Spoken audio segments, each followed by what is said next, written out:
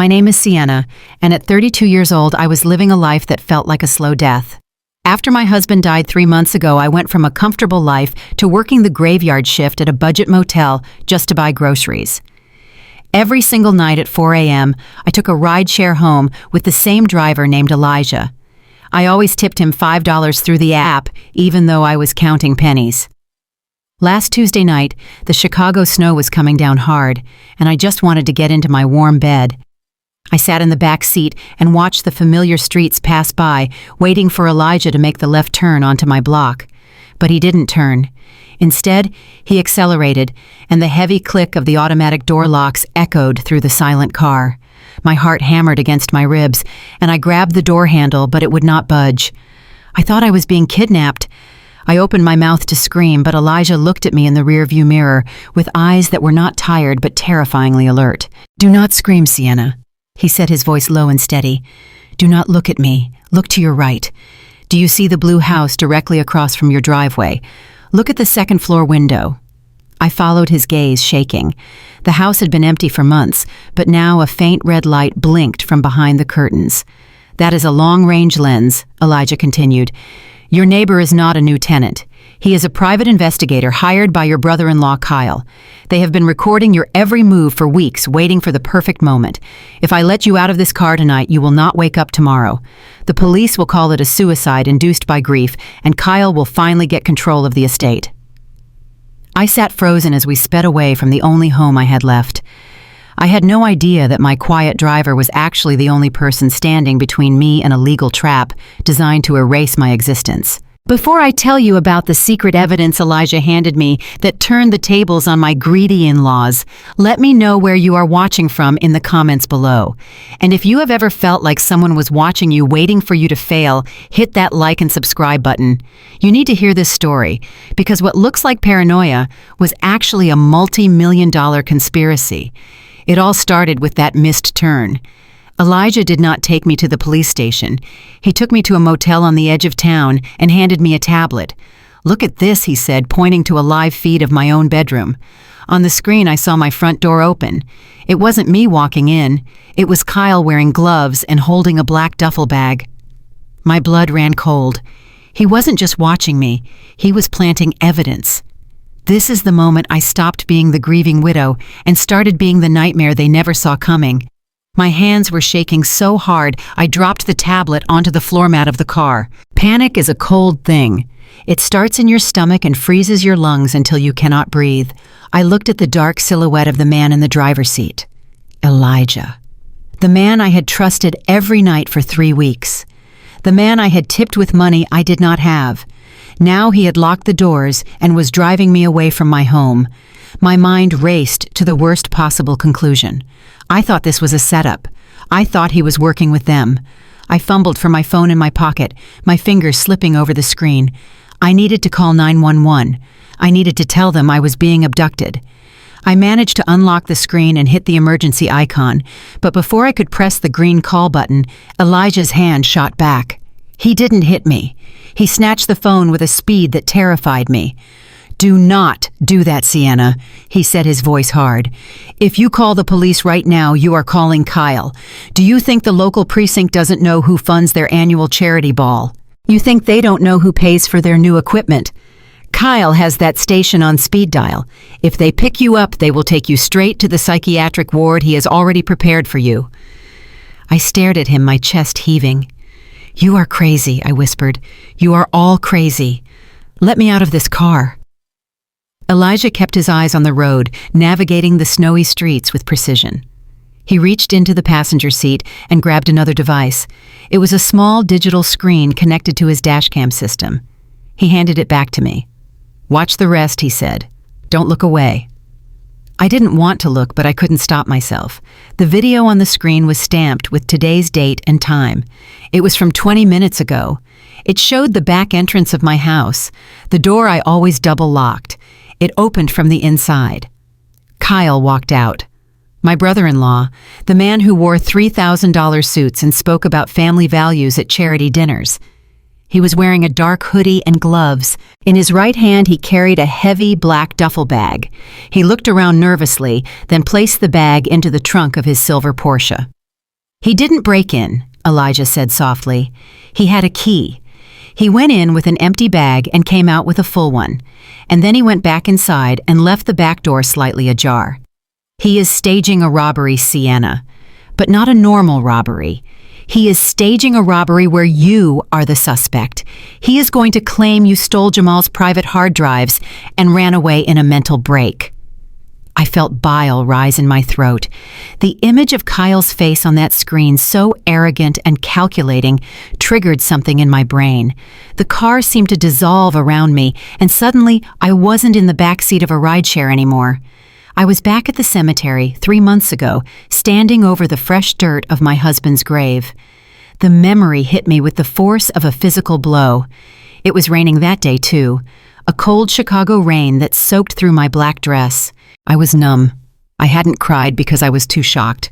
Jamal was 35. He was healthy. And then a car accident took him. Kyle had walked up to me while the priest was still reading the final prayers. He put a heavy hand on my shoulder. His grip was tight, too tight. He leaned in close, smelling of expensive cologne and scotch. Sienna, he had said, his voice dripping with fake sympathy. You look exhausted. You shouldn't have to worry about anything right now. Jamal's finances, they are a mess. Crypto offshore accounts, complicated tax structures. You don't understand these things. You are an artist, a free spirit. Let me handle the burden. I remembered nodding. I was grateful. I thought he was being a good brother. I thought he was stepping up. I will take care of everything Kyle had promised. Just rest. I will handle the accounts until the probate is settled. I believed him. I was so stupid. The reality of his help crashed down on me the very next day. I was at the grocery store trying to buy milk, eggs, and a box of tissues. My eyes were swollen from crying all night. I swiped my credit card. The machine beeped. Declined. I frowned and swiped again. Declined. The cashier, a teenage girl snapping gum, looked at me with pity. "Do you have another card?" she asked. I pulled out my debit card, the one connected to our joint checking account. Declined. I remembered standing there, the line of people behind me sighing in impatience. I called the bank right there in the checkout line. The representative on the phone sounded cold and robotic. "I am sorry, ma'am," she had said.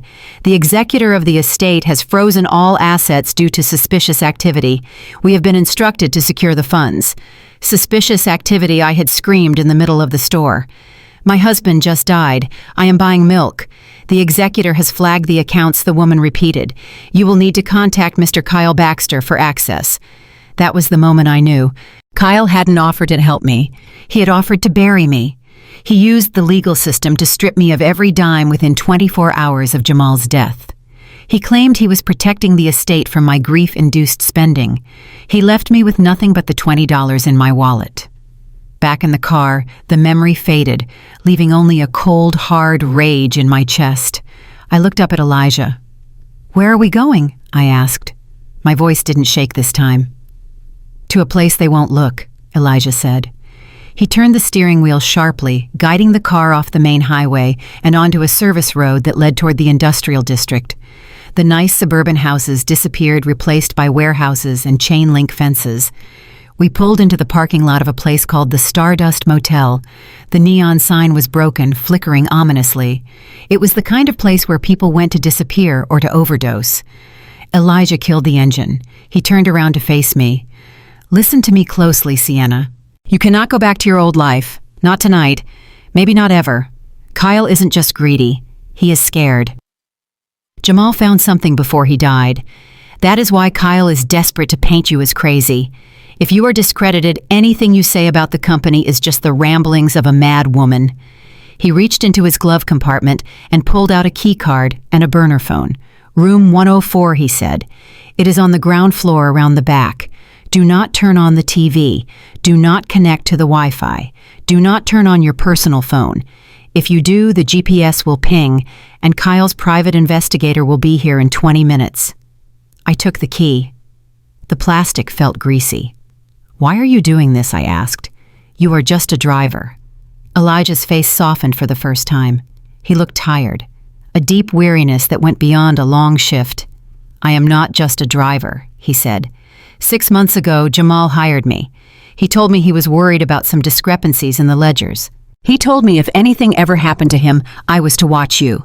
He paid me in advance. He reached into his jacket pocket and pulled out a thick envelope. He knew they would cut off your money, Elijah said. He told me to give you this when the time was right. I opened the envelope. Inside was $5,000 in cash and a small silver USB drive. Get some sleep, Sienna, Elijah said. Tomorrow we stop running. Tomorrow we look at what is on that drive. I opened the car door and stepped out into the freezing wind. The snow bit at my face. I watched Elijah drive away, his taillights fading into the storm. I stood alone in the parking lot of a rundown motel, clutching a bag of cash and the only evidence of my husband's murder. I walked to room 104 and slid the key into the lock. The room smelled of stale cigarettes and lemon cleaner. I sat on the edge of the sagging mattress and stared at the door. I didn't sleep. I waited. And for the first time in 3 months, I wasn't just sad. I was ready for war. The fluorescent light in room 104 buzzed with a sound like an angry insect. It was the only noise in the room besides my own ragged breathing. I sat at the small, chipped desk pushed against the wall and opened the laptop Elijah had left in the bag. It was an old machine, thick and heavy, but it booted up with a surprising speed. I connected to the secure hotspot he had provided. My fingers hovered over the keyboard. For a moment, I hesitated. I was afraid of what I would find, but the image of Kyle walking out of my house with that duffel bag burned in my mind. I needed to know what they had done. I navigated to the banking portal for the joint checking account Jamal and I shared. This was the one account Kyle had not been able to freeze immediately because my name was the primary holder. It was our emergency fund, our rainy day savings. It was supposed to have $2 million in it. Jamal had transferred the liquid cash there just weeks before the accident, saying he wanted me to have access to immediate funds if the market crashed. I typed in the password. It was the date we met, followed by the name of our first dog. I hit enter. The screen refreshed. My stomach dropped so hard I felt dizzy. The balance was zero. Not just low, zero. $0 and 0 cents. I stared at the screen, blinking, trying to make the numbers change. I refreshed the page. Still zero. I felt a scream rising in my throat, but I swallowed it down. I clicked on the transaction history. I needed to know where the money went. I scrolled down past the small payments for groceries and utilities, past the mortgage payments. And then I saw it. One single transaction dated the day after Jamal's funeral. A wire transfer for $2 million. I looked at the recipient field. It read, The Hope Foundation. I froze. The Hope Foundation was not a national charity. It was a boutique non-profit organization run by my sister-in-law, Paige. She claimed it raised money for art programs in inner-city schools. In reality, it was a tax shelter that paid for her vacations, her wardrobe, and her socialite luncheons. She was the CEO, the treasurer, and the board of directors. I sat back in the creaky chair, my hands covering my mouth. They didn't just freeze the assets. They stole them. They waited until I was sedated with grief, until I was barely functioning, and they drained our life savings into Paige's vanity project.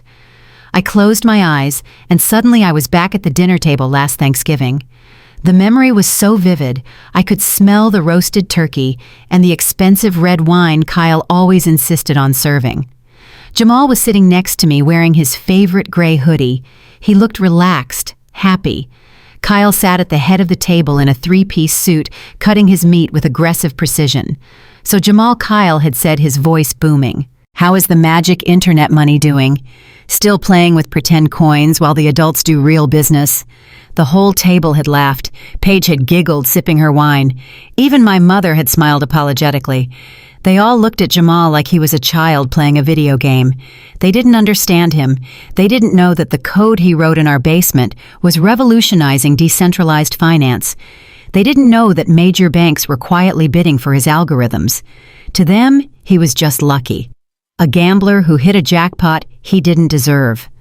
Jamal hadn't gotten angry. He just took a sip of water and smiled that quiet smile of his. The smile that said he knew things they couldn't even comprehend. "It pays the bills," Kyle Jamal had said softly. Kyle had sneered. Real wealth is built on brick and mortar, Jamal. It is built on tangible assets, not on strings of code that can vanish into thin air. You are going to lose it all one day. And when you do, don't come crying to me for a loan. I opened my eyes in the motel room. The irony was a physical weight on my chest. Kyle was right about one thing. The money had vanished. But it hadn't vanished because crypto failed. It vanished because Kyle and Paige had stolen it. They despised Jamal. They mocked his intelligence. They belittled his success. But they had no problem stealing the fruits of his labor the moment his heart stopped beating. They were parasites wrapped in designer clothing. I looked back at the screen at the wire transfer receipt. This was a felony. This was grand larceny. But they didn't care. They thought I was too stupid to find it. They thought I was the grieving widow who would sign whatever papers they put in front of her. They thought I was weak. The sudden vibration of the burner phone on the desk made me jump. I stared at it. The screen lit up with a single name, Kyle. My heart hammered against my ribs. Elijah had told me not to answer. But I needed to know. I needed to hear his voice. I needed to hear the lie. I picked up the phone. I didn't say anything. I just breathed. Sienna Kyle's voice came through the speaker. He sounded breathless, panicked. Sienna, thank God you answered. Where are you? I stayed silent, gripping the phone so tight my knuckles turned white. Sienna, please talk to me. Kyle continued, his voice dripping with fake concern. The police just called me. They said there was a break-in at your house. The back door was wide open. They found the house empty. We were so worried. We thought someone had taken you. I listened to the performance. It was masterful. If I hadn't seen the video footage of him walking out of that door with the duffel bag, I would have believed him. I would have believed that he was the protective brother-in-law looking out for his fragile family member. Paige is in tears, Kyle said. She is beside herself. We are at the house now, with the officers. Please, Sienna, just tell us where you are. You aren't safe out there alone. You are not in your right mind. You have been through so much trauma. Just come home. We will take care of you. The phrase triggered a cold fury in my gut.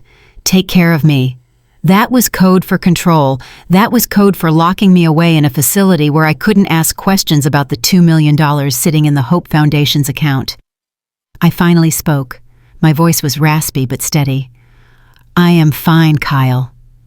There was a pause on the other end, a split second where the mask slipped. Sienna, you don't sound fine.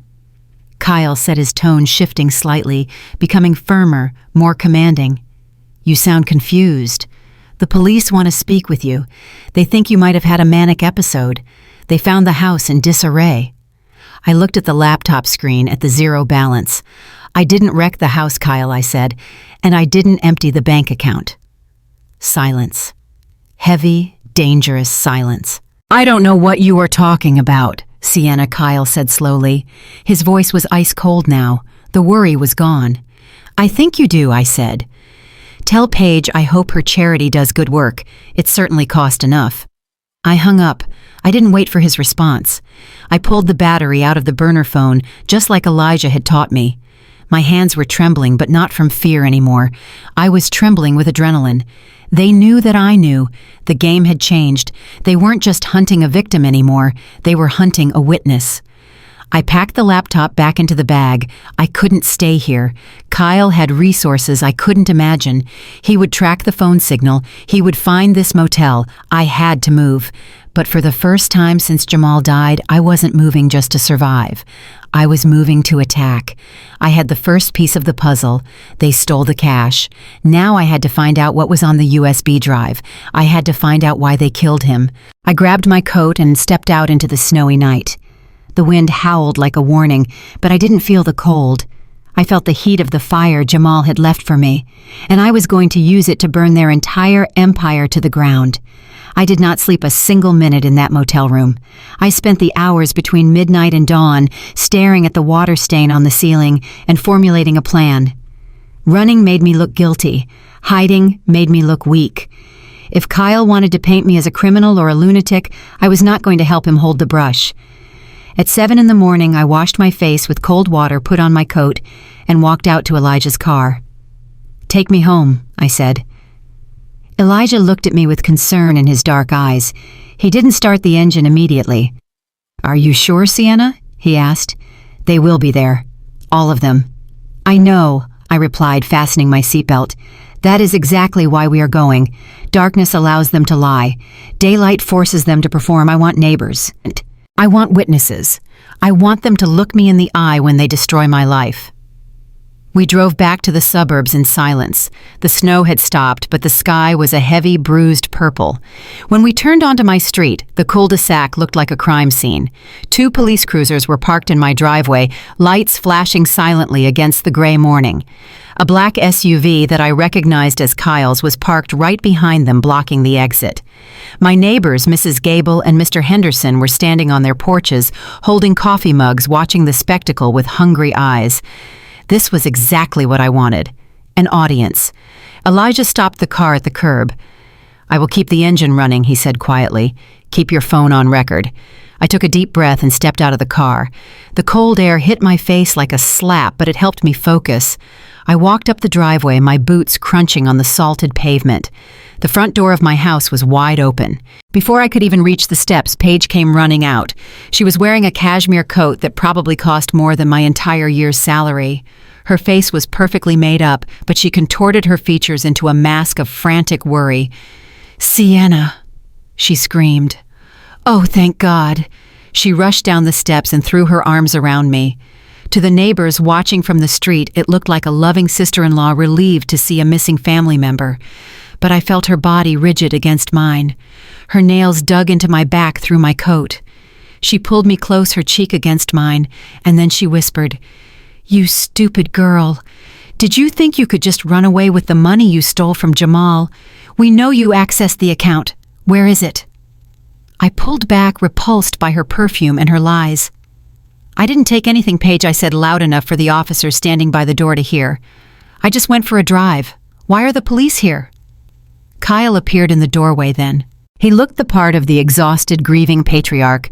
He rubbed his temples and sighed dramatically as he walked down to join us. "Sienna," he said, his voice shaking with fake relief. "We were so scared. The house was wide open.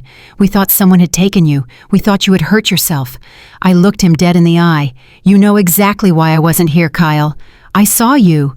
Kyle didn't flinch. He just looked at the police officer, a tall man with a kind but stern face. "You see, Officer," Kyle said sadly, "she is confused. She is seeing things that aren't there." The officer stepped forward. He didn't have handcuffs, but he held a document in his hand that terrified me more than any weapon. "Ma'am," he said gently, "are you Sienna Carter?" "Yes," I said, my voice trembling despite my best efforts. "I live here.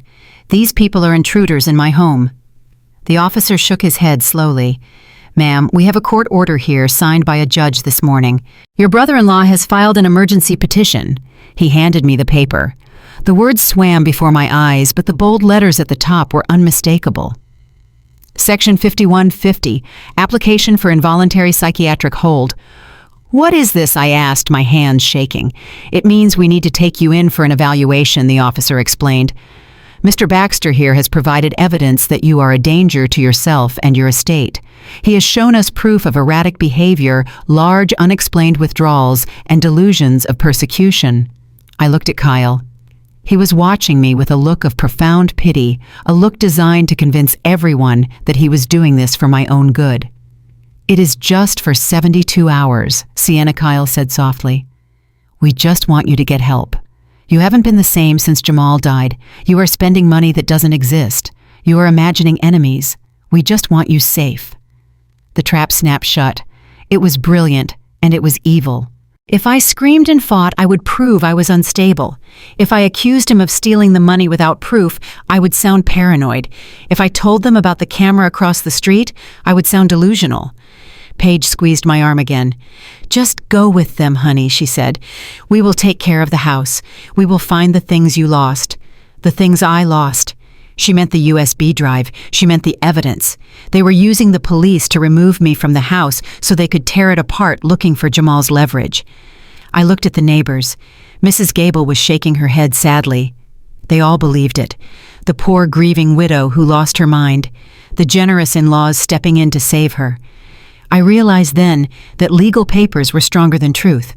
A suit and a tie were more convincing than a grieving woman's tears. "I am not crazy," I said, keeping my voice dangerously low, "and I am not going anywhere with you." The officer put a hand on his belt. "Ma'am, please don't make this difficult. If you refuse to come voluntarily, we will have to restrain you. It is the law." I looked past them to the street. Elijah was watching from the car. He gave a nearly imperceptible shake of his head. He was telling me not to get into that police car. Once I was in the system, once I was medicated and labeled, getting out would be impossible. Kyle would have power of attorney over everything, including my freedom. I looked back at Kyle. He smiled a tiny, smug smile that only I could see. "Checkmate," he mouthed. But he was wrong. This wasn't the end of the game. I took a step back. "I need my purse," I said. "It is in the car." The officer nodded. "Go ahead, ma'am, but make it quick." I turned around. I didn't run. I walked. I walked with the dignity of a woman who owns the ground she steps on. I walked toward Elijah's car, knowing that the moment I got in, I would be a fugitive. But a fugitive has a chance. A patient in a locked ward has none. I reached for the door handle. Behind me, I heard Paige shout, "Don't let her leave, officer. She has the stolen drives." The air shifted. The officer took a step forward. "Ma'am, stop right there." I ripped the car door open and threw myself into the back seat. "Drive!" I screamed. Elijah didn't hesitate. Tires screeched against the pavement as he slammed on the gas. I saw the officer running toward us, shouting into his radio. I saw Kyle's face twist from smugness to fury. We spun out of the cul-de-sac, fishtailing slightly on a patch of ice before straightening out and speeding toward the main road. I looked back through the rear window. The police lights were already turning on. The chase had begun. I was no longer just a widow. I was an outlaw. And for the first time in 3 months, I felt alive. The police officer did not let me leave. In the chaos of the driveway, another car had pulled up, blocking Elijah's exit before we could even gain speed. It was a black sedan with tinted windows, and out of it stepped a man who looked like he had been manufactured in a boardroom. He was tall, white, and wore a suit that cost more than the motel I had slept in. This was Arthur Sterling, the family lawyer Kyle used to bury his problems. The officer motioned for me to step out of the vehicle. My heart was hammering against my ribs like a trapped bird, but I forced my legs to move. I stepped onto the salted pavement, shivering not from the cold, but from the sudden suffocating realization that the walls were closing in. Kyle and Paige stood on the porch watching with the cold detachment of scientists observing a lab rat. Mr. Sterling didn't waste time with pleasantries. He walked straight up to the police officer and handed him a thick manila folder. Then he turned to me, his face arranging itself into a mask of practiced sympathy. "Sienna," he said, his voice smooth like oil, "we are not here to hurt you. We are here to stop you from hurting yourself." He opened the folder and pulled out a series of photographs. He held them up for the officer and the neighbors to see. "Exhibit A," Sterling announced. I looked at the photos. They were grainy black and white images taken from a distance. In them, I was walking down a dark street at 3 a.m, wearing a hooded coat looking over my shoulder. "Your Honor," or rather, Officer Sterling corrected himself with a smirk. "As you can see, Mrs. Carter has been wandering the streets of the industrial district in the middle of the night, disoriented, confused, seeking drugs in high-crime areas." I felt the blood drain from my face. That wasn't me seeking drugs. That was me walking from the bus stop to the motel for my night shift because Kyle had towed my car. That was me trying to earn minimum wage to survive. "That is a lie," I said, my voice shaking. "I work there. I am a night auditor." Sterling ignored me. He pulled out another piece of paper. It looked like a pharmacy receipt. "And here we have a record of prescriptions filled in Mrs. Carter's name last week," he continued. "Antipsychotics, sedatives, high doses." The pharmacist noted she seemed erratic and aggressive. I stared at the paper. I had never taken those pills. I had never been to that pharmacy. It was a forgery. A perfect, terrifying forgery designed to dismantle my credibility piece by piece. Kyle stepped forward, then playing his part in this orchestrated tragedy. He held a clipboard with a stack of financial documents. He looked at the officer with pleading eyes. "She is burning through the estate," Officer Kyle said. "She is moving money she doesn't understand. Look at these transfers." He thrust the clipboard toward the police officer, but he held it low enough that I could see the top page. It was a balance sheet for one of Jamal's shell companies, the ones Kyle was supposedly managing. Time seemed to slow down. The noise of the wind and the whispering neighbors faded into a dull hum. All I could see were the numbers on that page. They thought I was just a grieving widow. They thought I was an art history major or a failed artist because that was the version of me Jamal had presented to protect me. They didn't know the truth. They didn't know that before I married Jamal, I was a senior forensic accountant for one of the top firms in Chicago. I spent 5 years auditing Fortune 500 companies. I knew how to track a dollar through a hurricane. My eyes scanned the document in Kyle's hand. It took me less than 3 seconds to spot it. Line item 4, consulting fees paid to a vendor named K-Bax Holdings. The amount was exactly 15% of the total asset value. I blinked. In the world of finance, 15% is a specific number. It is the exact threshold used to avoid certain federal reporting requirements for independent contractors if structured monthly. But here it was listed as a lump sum. That wasn't a consulting fee. That was a kickback. And K-Bax Holdings. That was lazy. Kyle Baxter. K-Bax. He was funneling money from Jamal's estate directly into his own pocket, and he was too arrogant to even hide the name properly. A scream built up in my throat. I wanted to point at the paper. I wanted to shout, "That is tax fraud. That is embezzlement." But I bit my tongue so hard I tasted copper. If I pointed it out now, I would reveal my hand. I would show them I was smart, and if they knew I was smart, they would kill me. Right now, they just wanted to lock me up because they thought I was a nuisance. If they knew I could decode their entire criminal enterprise in 3 seconds, I wouldn't make it to the mental facility. I would have an accident in the back of the squad car. So I let my shoulders slump. I let my eyes fill with tears. I looked at the ground. "I don't understand," I whispered, forcing my voice to sound small and broken. "I just missed Jamal. Why are there so many numbers?" I saw Kyle's shoulders relax. He exchanged a look with Sterling. The look said, "She's an idiot. We are safe." Sterling nodded at the officer. "You see, she is completely dissociated from reality." Kyle walked up to me. He stood so close I could smell the coffee on his breath. He held out his hand. "The keys, Sienna," he said. I looked at his open palm. "What keys?" I asked. "The house keys," Kyle said, his voice hard. "And the keys to the storage unit. And your passport. We can't have you running off again." He reached into my pocket before I could stop him. I flinched, but the officer put a hand on his holster, a silent warning for me to comply. Kyle pulled out my key ring. It had a small silver charm on it that Jamal had given me. "A compass," Kyle smirked. He unclipped the compass and tossed it into the snowbank. He pocketed the keys. "This is for your own safety, Sienna," he said, patting my shoulder with a heavy, patronizing hand. "You are not capable of taking care of yourself right now. We have made arrangements."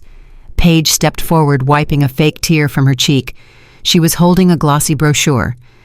"It is a beautiful place, Sienna," she said. "It is called Serenity Hills. It is very private. No phones, no internet, just quiet. You can rest there for as long as it takes to get better." I knew Serenity Hills. It was a private facility known for keeping wealthy families' secrets buried. If I went in there, I would be sedated until I couldn't remember my own name. I would sign whatever power of attorney they put in front of me just to make the drugs stop. Kyle leaned in close, his lips brushing my ear. "Don't worry," he whispered so low the officer couldn't hear. "By the time you come out, the house will be sold, the money will be gone, and nobody will remember you ever existed." He stepped back and nodded to the officer. "Take her," Kyle said. The officer stepped forward and grabbed my arm. The grip was firm, professional, and final. I looked at Elijah in the driver's seat of the car. He was gripping the steering wheel, his knuckles white. He looked ready to ram the police cruiser. I shook my head imperceptibly. "No, not yet." I let the officer lead me toward the squad car. I felt the cold metal of the door handle against my hip. I looked back at Kyle and Paige. They were standing arm in arm, the perfect picture of a concerned family. They had my home. They had my money. They had my reputation. But they had made one fatal mistake. They had shown me the ledger. I climbed into the back of the police car. The cage separated me from the world. As the door slammed shut, sealing me inside, I didn't cry. I closed my eyes and replayed the image of that document in my mind. K-Bax Holdings, 15%, tax ID number ending in 429. I memorized it.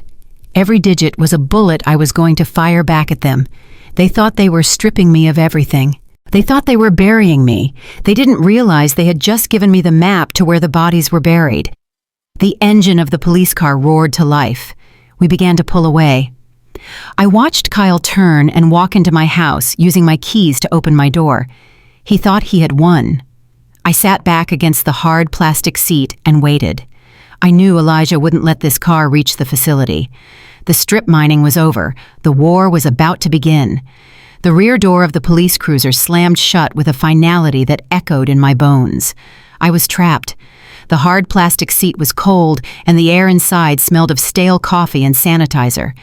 I watched through the wire mesh as Kyle stood on my front porch. He was checking his watch. He looked impatient, as if destroying my life was just another meeting he had to wrap up before lunch. The officer in the driver's seat sighed and reached for his radio to call in the transport. I felt a wave of nausea. Once I arrived at Serenity Hills, I would disappear. My name would be replaced by a patient number. My protests would be documented as symptoms. The officer put the car in drive. We began to roll slowly down the driveway. I pressed my hand against the cold window glass, watching my house retreat. That was the house Jamal and I had bought after his first major software sale. We had toasted with cheap champagne on the floor because we didn't have furniture yet. Now it belonged to a man who viewed it as nothing more than a liquid asset. Suddenly, there was a screech of tires followed by a sickening crunch of metal. My body jerked forward against the seatbelt as the police cruiser shuddered. We had been hit from the side, not a high-speed crash, but enough to jolt the car violently and shatter the side mirror. The officer swore loudly, slamming the car into park. "Jesus Christ," he yelled, hitting the steering wheel. He looked out his window. A dark sedan had skidded on the ice and scraped along the entire driver's side of the patrol car, pinning the officer's door shut. I looked closer. It was Elijah's car. The officer struggled with his door, but the metal was bent. He cursed again and scrambled over the center console to exit through the passenger side. He was angry, distracted, and focused entirely on the damage to his vehicle. I stayed low in the seat. Outside, I could hear Elijah's voice. He was pitching his voice higher, sounding frantic and apologetic. "I am so sorry, Officer," Elijah yelled, his hands in the air. "The black ice. I hit a patch of black ice. My brakes locked up. I am just an Uber driver trying to pick up a passenger. Please don't write me a ticket. I can't lose my license." Kyle came running down the driveway shouting, "You idiot! You hit a police car. Watch where you are going." The chaos was perfect. The officer was out of the car inspecting the damage. Kyle was screaming at Elijah. Paige was standing on the porch looking confused. All eyes were on the front of the cruiser. No one was watching the back. I saw Elijah glance toward me. It was a split-second look, but the message was clear. Move. Now. I reached for the door handle. In his haste to exit the vehicle and assess the accident, the officer had not engaged the child's safety locks yet. The lock clicked. The door opened. I didn't hesitate. I didn't look back. I slipped out of the police cruiser and crouched low behind the bumper of Elijah's car. The cold snow soaked into my knees, but I didn't feel it. I crawled toward the passenger side of Elijah's sedan. The door was already cracked open, waiting for me. I threw myself into the passenger seat and slammed the door. Elijah was still outside, playing the part of the terrified driver. As soon as he heard my door slam, his demeanor changed instantly. He stopped apologizing. He turned to the officer, who was busy writing down a license plate number, and simply said, "Actually, officer, I think I will just be going now." Before the officer could react, Elijah jumped into the driver's seat, locked the doors, and floored the gas. The car fishtailed wildly on the snow before finding traction. We sped away, leaving the officer Kyle and the ruins of my former life in a cloud of exhaust and snow. I slumped down in the seat, my heart pounding so hard I thought it would burst. We turned a corner, then another, weaving through the side streets to lose any pursuit. "You hit a police car," I whispered, staring at Elijah. "You actually hit a police car." Elijah didn't smile. His face was grim-set in hard lines that made him look 10 years older than the friendly driver I thought I knew. "It was the only way to get you out without a warrant," he said. "They can't chase us for a fender bender when they have a prisoner transport to explain, but we don't have much time. They will put out an alert on my car soon. We need to switch vehicles." He drove us to an underground parking garage beneath a shopping mall 3 miles away. He parked in a dark corner next to a gray nondescript van. "Get in the van, Sienna," he said. I followed him. Inside the van, it was like a mobile command center. There were screens, maps, and equipment I didn't recognize. We sat in the front seats, the engine idling quietly. Elijah turned to me. The adrenaline was fading, and in its place a terrible cold dread was settling in. "Why are you doing this?" I asked him again. "You are risking prison for me." "Why?" Elijah reached into his jacket pocket. He pulled out a silver USB drive. It looked identical to the ones Jamal used to carry, but this one had a piece of red tape on the side. "Because I failed him," Elijah said softly. I looked at him confused. "Failed who?" "Jamal," he said. He placed the USB drive in my hand. The metal was warm from his pocket. Sienna listened to me very carefully. Jamal did not die in an accident. The air in the van seemed to vanish. I couldn't breathe. I stared at Elijah, my mouth opening but no sound coming out. The police report said he lost control on the highway. Elijah continued, his voice steady but heavy with pain. "They said he was speeding. They said it was driver error. But I saw the car before they scrapped it. I was a detective for 20 years, Sienna, before I went private. I know what a severed brake line looks like." "No," I whispered. "No. That is impossible." "It was not impossible," Elijah said. "It was professional. The cut was clean. It was done to look like wear and tear, but it was sabotage. Jamal knew he was in danger. That is why he hired me. He told me he had found something in the company records, something that scared him." I looked down at the USB drive in my hand. My vision blurred. "He called me the night he died," Elijah said. "He said he was going to the FBI in the morning. He said he had proof that Kyle wasn't just investing money. He was washing it, massive amounts, drug money, Russian money, human trafficking money. Kyle was using Jamal's algorithms to clean dirty cash for some very dangerous people." I felt a scream building inside me, a primal sound of grief and rage. Jamal, my gentle, brilliant Jamal. He wasn't just a victim of a car crash. He was murdered. He was murdered by his own brother because he tried to do the right thing. "Why didn't you save him?" I choked out the tears finally spilling over. "I tried," Elijah said, looking down at his hands. "I was supposed to follow him that night, but my tires were slashed. By the time I got another car and got to the highway, it was too late. I saw the flames, Sienna. I saw them putting out the fire." He looked up at me, and his eyes were wet. "I couldn't save him. But I promised him that if anything happened, I would save you. And I would make sure this drive got into your hands. This is what he died for." This is the Black Ledger. I gripped the USB drive so hard the edges dug into my palm. "Kyle killed him," I said.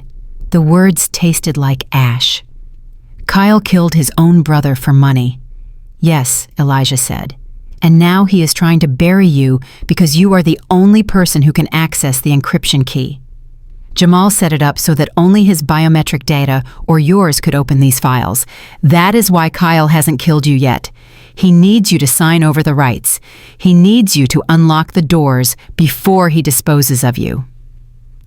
I looked out the windshield at the concrete wall of the parking garage. I thought about the way Kyle had hugged me at the funeral. I thought about Paige bringing me casseroles while I cried on her shoulder. I thought about the fake concern the psychiatric hold the gaslighting. They had been laughing at me. They had been celebrating their victory while I mourned. They thought I was weak. They thought I was just a wife, a decoration, a useless appendage to Jamal's genius. I stopped crying. The tears just stopped as if someone had turned off a faucet. A cold clarity washed over me, replacing the grief. It was the same feeling I used to get before a major audit, when I knew I had found the discrepancy that would bring down a CEO. It was the feeling of the hunt. I wiped my face with the back of my hand. I took a deep breath, inhaling the smell of the van, the smell of oil and electronics. "Give me the laptop," I said. Elijah looked at me, surprised by the change in my tone. He reached into the back and handed me the computer. I opened it. The screen glowed blue in the dim light. I plugged in the USB drive. A password prompt appeared. I typed in the code. It wasn't a date or a name. It was the coordinates of the place where Jamal had proposed to me. The screen flashed green. Access granted. Folder after folder appeared on the screen. Thousands of files, bank transfers, shell company registrations, emails between Kyle and names I recognized from federal watch lists. And there right at the top was the file labeled K-Bax Holdings. I clicked on it. The numbers filled the screen, columns and rows of data. To anyone else it would look like boring noise, but to me it was a symphony. I saw the patterns instantly. I saw the layering, the integration, the smurfing techniques used to hide the source of funds. I saw the transaction for the brake job on Jamal's car, paid for by a petty cash account linked to Paige's charity. I saw the payment to the private investigator who was watching my house. I saw it all. I looked up at Elijah. The fear was gone from my eyes. The trembling in my hands had stopped. "Drive," I said. "Where are we going?" Elijah asked. "We are going to a safe house," I said, my voice flat and hard, "somewhere with high-speed internet and 3 monitors." I looked back at the screen at the evidence of my husband's murder and the theft of my life. "They want to say I am crazy," I said quietly. "They want to say I am incompetent. They want to use the law to destroy me." I closed the laptop with a snap. "Fine, they want a legal battle. I will give them a war. I am not going to call the police, Elijah. The police are too slow. I am going to destroy them from the inside out. I am going to freeze their assets. I am going to trigger audits on every single one of their partners. I am going to make sure that by the time I am done, Kyle won't even have enough money to buy a pack of gum in the prison commissary." I looked at Elijah, and for the first time, I smiled. It wasn't a nice smile. It was the smile of a predator who has just cornered its prey. "Jamal didn't just leave me money," I said. "He left me the weapon." I patted the laptop. "They want to play financial games. Let's play. I'm going to audit their entire existence, and I'm going to enjoy every single second of it." Elijah's basement was not a storage space. It was a bunker. The walls were reinforced concrete, and the air smelled of ozone and stale coffee. There were no windows. The only light came from the glow of 3 high-definition monitors that Elijah had set up on a metal workbench. I sat in the center of this artificial twilight, wrapped in a thick wool blanket, but I was not cold. I was burning with a fever that had nothing to do with sickness. I was in my element. For the last 6 hours, I had not moved from the chair. My eyes were dry and burning, but I could not blink. I was looking at the anatomy of a crime. Elijah was upstairs keeping watch at the window, but down here I was the soldier. I was doing what I did best. I was following the money. The USB drive Jamal left me was the key, but I needed to know where the door was. I needed to see the other side of the transaction.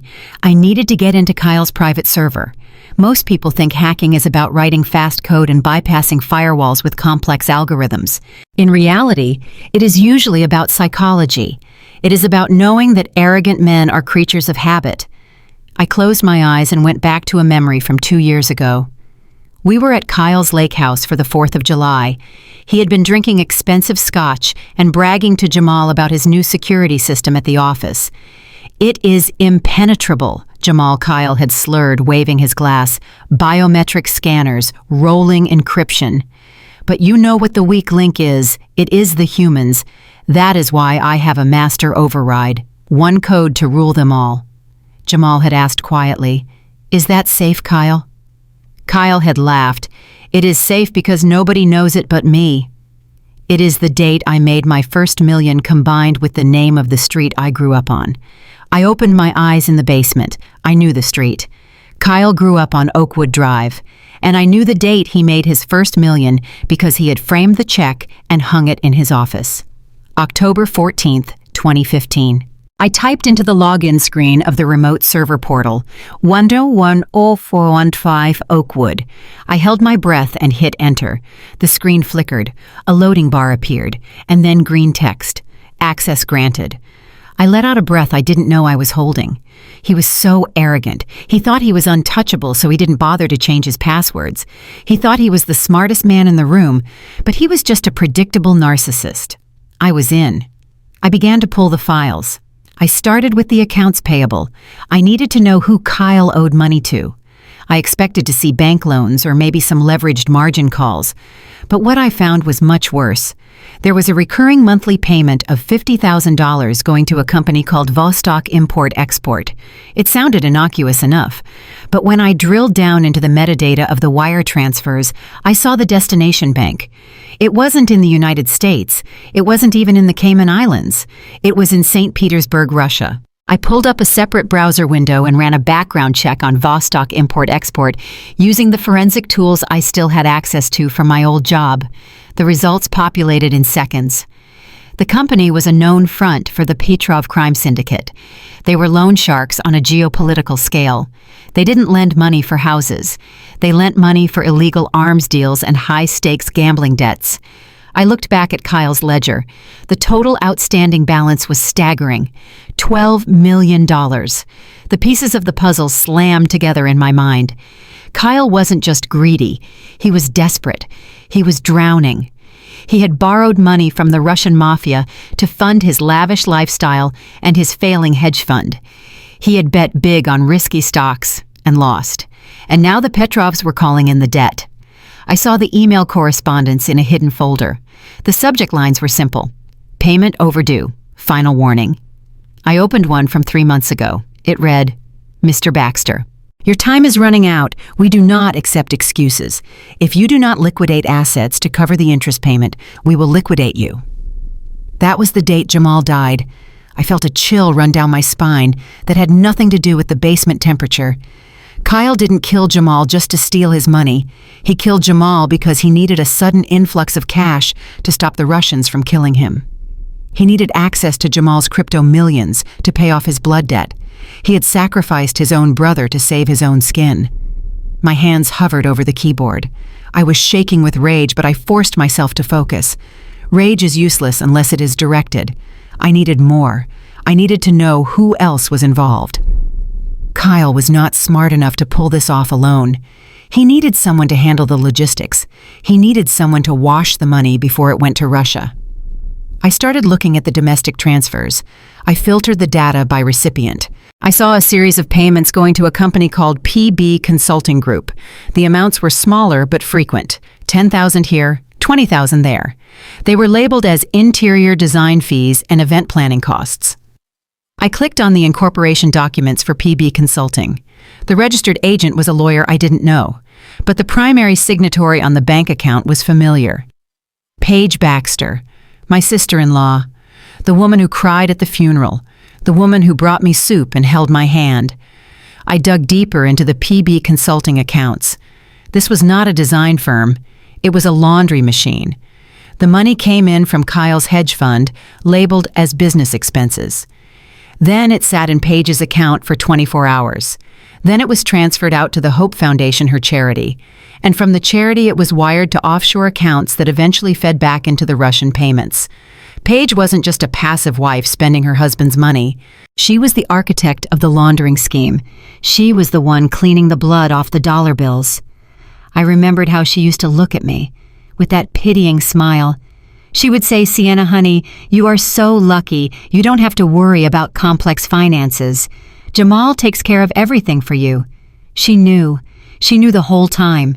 She knew they were stealing from us. She knew they were setting us up. She probably helped plan Jamal's accident. I looked at the transaction dates again. There was a withdrawal from the Hope Foundation on the day of the funeral, $10,000. The memo line said catering. I cross-referenced it with the bank records. There was no catering bill for $10,000. But there was a cash withdrawal of exactly that amount from a bank branch near the cemetery. And then I saw a payment to a private investigation firm, the firm that hired the man watching my house. The check was signed by Paige. She hired the stalker. She was the one watching me. I leaned back in the chair. The silence of the basement felt heavy. I wasn't just fighting a greedy brother-in-law. I was fighting a criminal enterprise run by a husband and wife team who had sold their souls to the devil. They were monsters, but they were monsters with a paper trail, and they had made the mistake of leaving the digital door unlocked for the one person who knew how to read the map. I started printing. I printed everything. The Russian wire transfers, the emails from the mob, the shell company registrations with Paige's signature, the fake invoices. The printer hummed rhythmically, a sound like a heartbeat. With every page that slid into the tray, I felt stronger. They thought they had stripped me of my power when they took my house and my bank account. They didn't realize that my power wasn't in my wallet. It was in my head. I was going to build a case so airtight that not even their high-priced lawyers could crack it. I wasn't just going to send them to jail. I was going to hand them over to the very people they were terrified of. I looked at the Russian debt again. $12 million. If I froze their assets, if I locked down their accounts, they wouldn't be able to pay the next installment. And when the Petrov syndicate didn't get their money, they wouldn't call a lawyer. They would come for Kyle. I smiled. It was a cold, hard smile. I picked up the phone and dialed Elijah's number upstairs. "Come down here, Elijah," I said. "Is everything okay?" he asked. "Everything is perfect," I said. "I found the leverage. I know who owns Kyle. And we are going to make sure he misses his next payment." I looked at the photo of Paige on the screen. She was smiling, holding a glass of champagne at one of her charity galas. "Enjoy the champagne, Paige," I whispered to the empty room. "It is the last expensive thing you will ever taste." I turned back to the keyboard. I wasn't done digging. I wanted to find every single skeleton in their closet. I was going to leave them with nothing. No money, no reputation, no safety. I typed in a new search query. I wanted to see the insurance policies. I had a feeling they had taken out a policy on me too, and if I found it, that would be the final nail in their coffin. The night was young and I had a lot of work to do. The audit had just begun. 2 days ago, I was standing behind the front desk of the Grand Meridian Hotel wearing a polyester uniform that smelled of industrial starch and listening to guests complain about the mini bar prices. I was invisible. I was the help. I was the person you handed your dirty luggage to without making eye contact. Tonight, I walked through the revolving brass doors of the same hotel, but I was not invisible. I was incandescent. I paused in the center of the lobby. The marble floors I used to polish with a heavy machine at 3 in the morning reflected the heels of my shoes. They were not the rubber-soled work shoes I used to wear. They were Italian stilettos with red soles sharp enough to puncture a lung. I adjusted the strap of my gown. It was a floor-length dress made of midnight blue silk that moved like water over my skin. I had bought it 4 hours ago at a boutique on Michigan Avenue.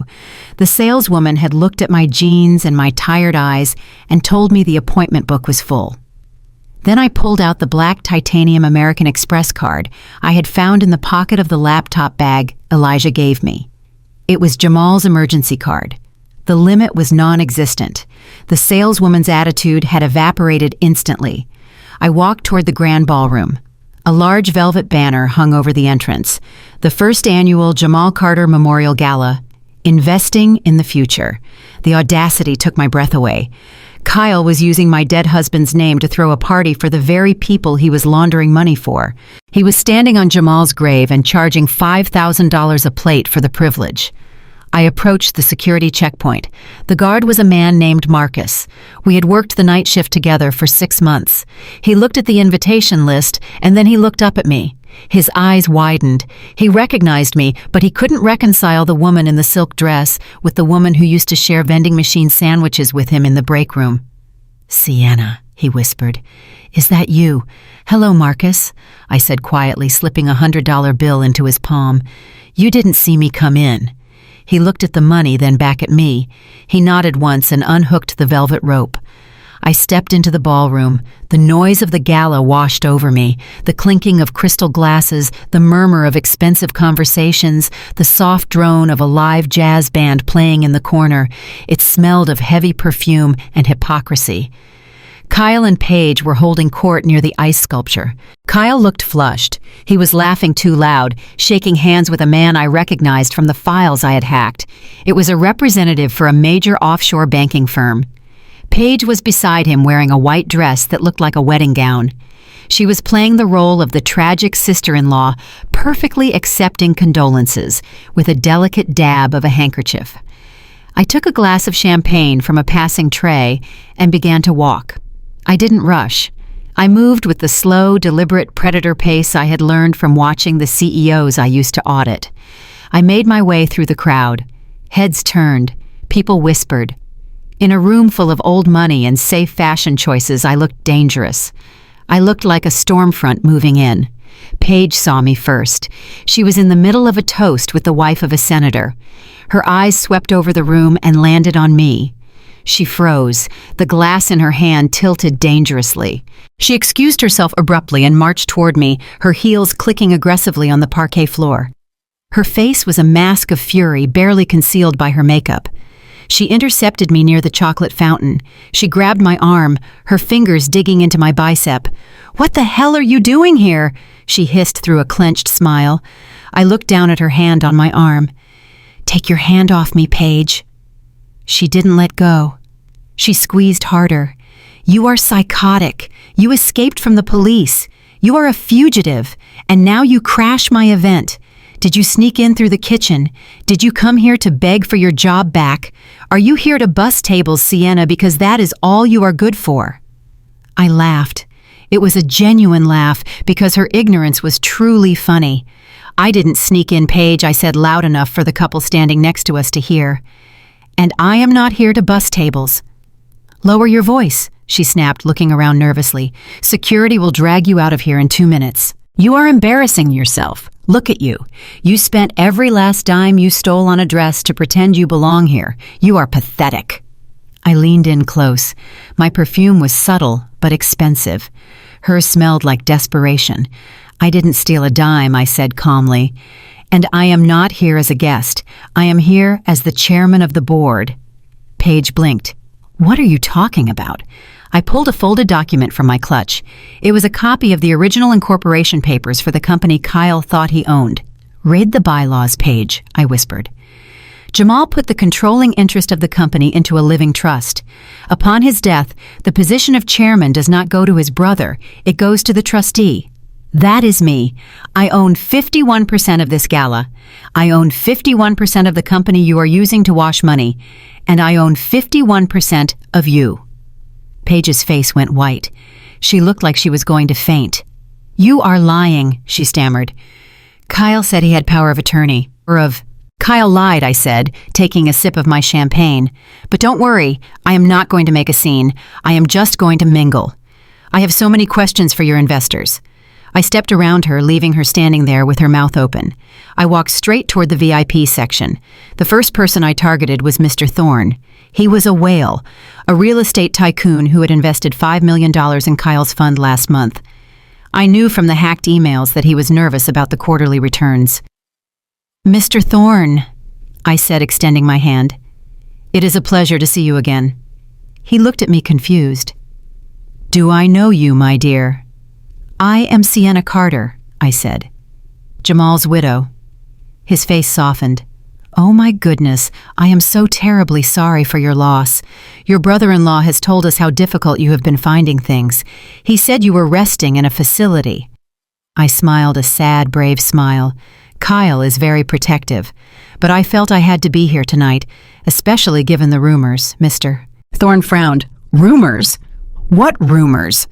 I lowered my voice, looking around conspiratorially. "Oh, I probably shouldn't say anything. I am sure it is just clerical error. But when I was reviewing Jamal's private ledgers, I noticed some discrepancies regarding the liquidity of the fund." Mr. Thorne stiffened. "Liquidity?" "Yes," I continued breezily.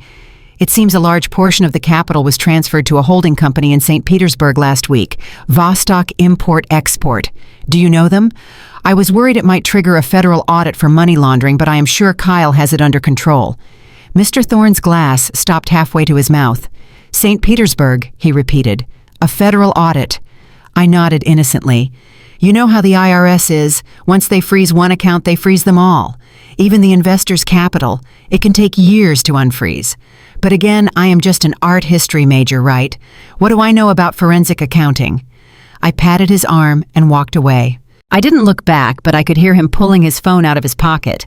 He was calling his banker. I moved to the next target, a woman named Mrs. Vanderbilt, who ran a pension fund. Mrs. Vanderbilt, I said. I love your necklace. It reminds me of the one Paige bought last week. Did she tell you she used the charity account to pay for it? Mrs. Vanderbilt looked shocked.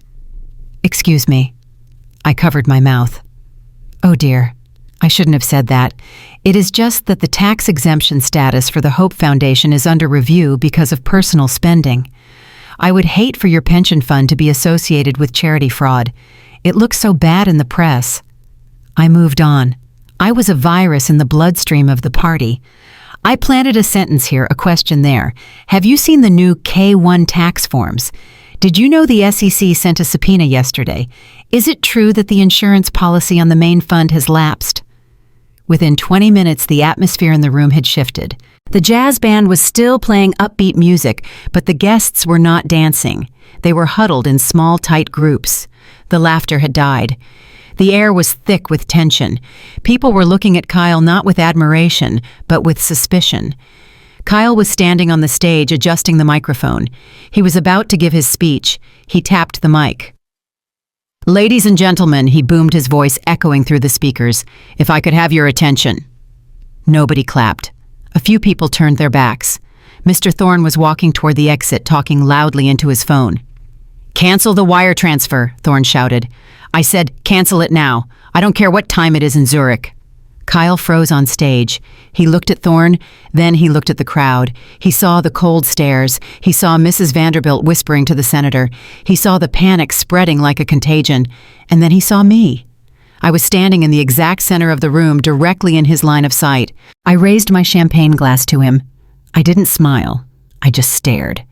The color drained from his face so fast he looked like a corpse. He forgot the speech. He forgot the microphone. He dropped the papers he was holding. They scattered across the stage floor. He jumped down from the stage, ignoring the stares. He almost tripped. He marched toward me, his face twisted into a snarl of pure panic. He pushed past a waiter, knocking a tray of drinks onto the floor. The crash of breaking glass silenced the room completely. Kyle didn't care. He reached me and grabbed my upper arm. His grip was bruising. You, he hissed. Hello, Kyle, I said. Great party. He yanked me toward the service corridor. Move, he growled. Now. He dragged me away from the crowd. I didn't fight him. I let him take me. This was part of the plan. I wanted him to isolate me. I wanted him to think he was in control one last time. He kicked open the door to the private conference room off the main hallway and threw me inside. The room was dark, illuminated only by the streetlights outside. He slammed the door and locked it. He turned on me, breathing heavily. Sweat was dripping down his forehead. What did you say to them? He screamed. What did you tell Thorne? I smoothed the silk of my dress. I walked over to the head of the conference table and sat down in the biggest chair. I just told them the truth, Kyle, I said. I told them you are broke. He lunged across the table, slamming his hands down. I am not broke. I manage $200 million. You manage debt, I corrected him. You owe the Petrov Syndicate $12 million. You have 3 days to pay them. And you were counting on the influx of cash from Mr. Thorne and the others tonight to cover it. But Mr. Thorne just canceled his wire. I heard him. Kyle stared at me. His eyes were wide, terrified. How do you know that? I leaned forward. Because I audited you, Kyle.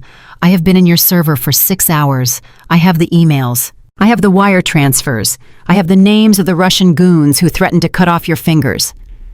Kyle backed away slowly. He looked at me as if I had turned into a monster.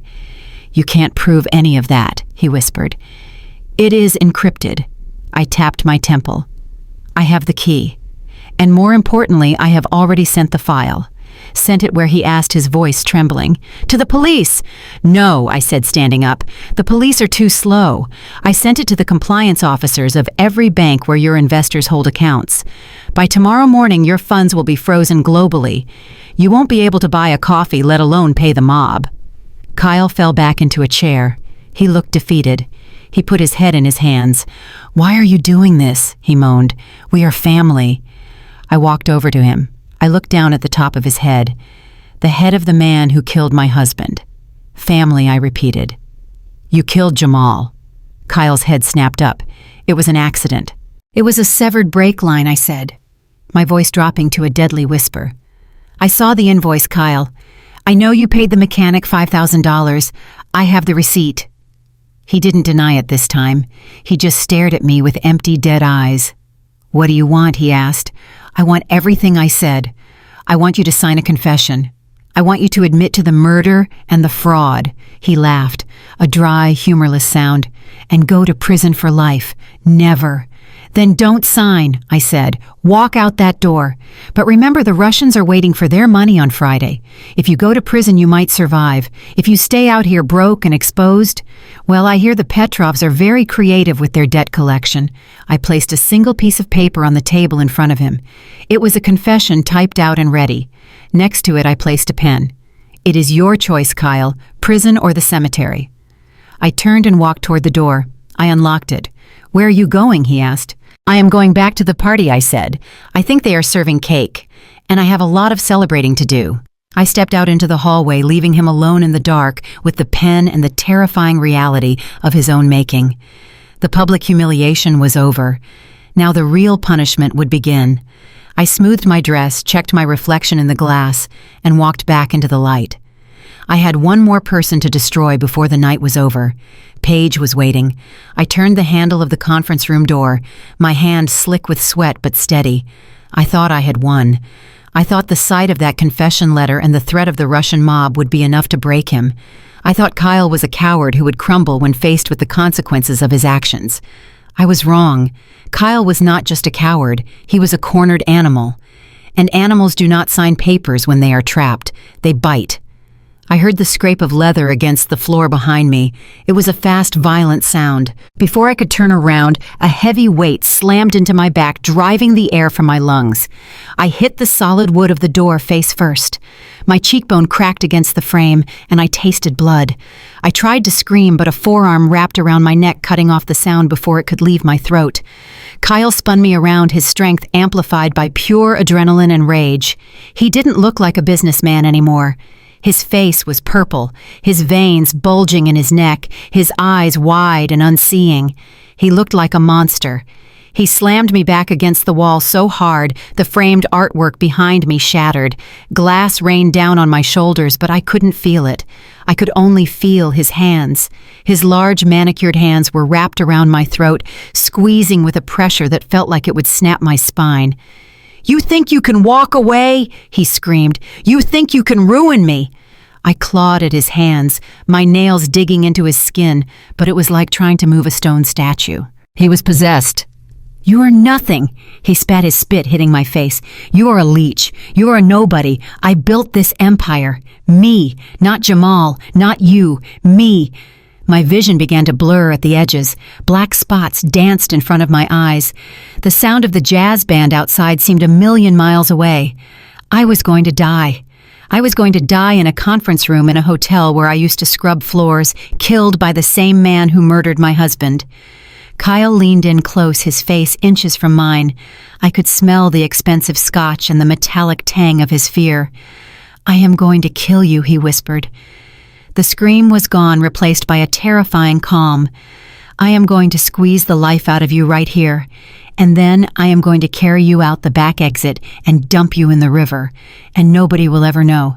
They will just think the crazy widow finally jumped." I gasped, trying to pull in a sliver of oxygen. He tightened his grip. "I did it to Jamal," he said. The confession hung in the air, heavy and undeniable. He was so proud of it. He wanted me to know.